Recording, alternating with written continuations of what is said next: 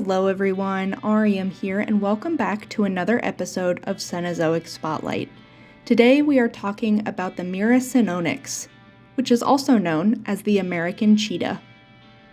Now, I'm going to get right into the nitty-gritty here and just straight up tell you that that common name is a little bit misleading, because although this animal is built a lot like the African cheetah of today, it's not really clear as to whether it was related to the African cheetah or if it even behaved in similar ways. So let's start as far back as we can go. The American cheetah is part of the felinae categorization. It is a feline, it is a cat, which seems silly to need to specify, but with some of these ancient animals, they might look like one thing, but be part of a totally different family. But at the very least, the American cheetah was a cat. This is actually where the resemblance to the African cheetah becomes only surface level and does not continue in terms of lineage, because the American cheetah actually split off from an ancient ancestor of the puma family.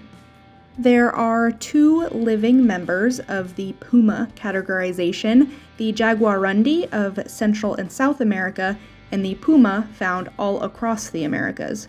You may also know the puma as a mountain lion or a cougar or even a catamount.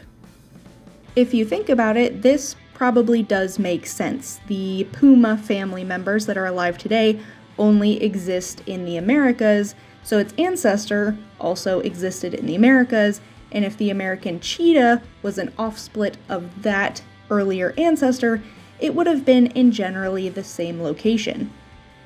So why is the American cheetah called that if it's not actually really closely related to the cheetah? Well, it had a very similar body type, and it's believed that this could be an example of convergent evolution.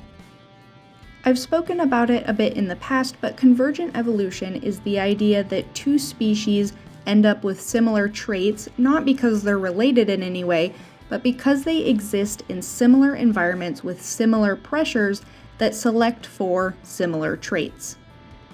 This also does really make sense if you think about it.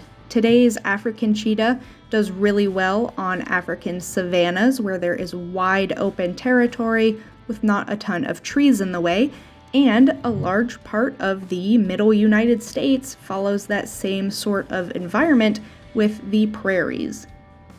It's interesting to note, though, that the American cheetah and the African cheetah aren't exactly the same, which does track considering they are not actually related, but the convergent evolution wasn't perfect, which it never is, but there are some interesting differences here.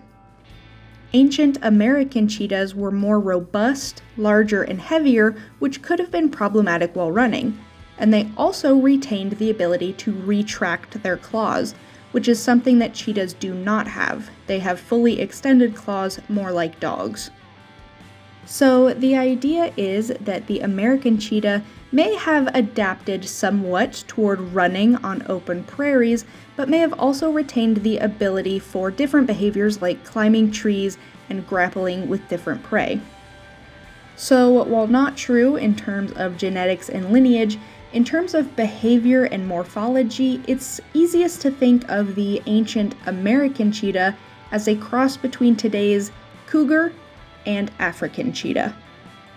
It's amazing to think that there were other large felines roaming around the Great Plains a long time ago. Currently in North America, large cats are not very common. Bobcats are fairly widespread, but they are not considered big cats, although technically neither is a cougar really, but that's the biggest cat that is typically found in North America, although on the southernmost border, sometimes, occasionally, you get a jaguar that wanders through. So think about the North American Great Plains, and think about it the way it may have been millions of years ago, full of herds of huge animals, and even its very own big cats. And that should remind you to smile.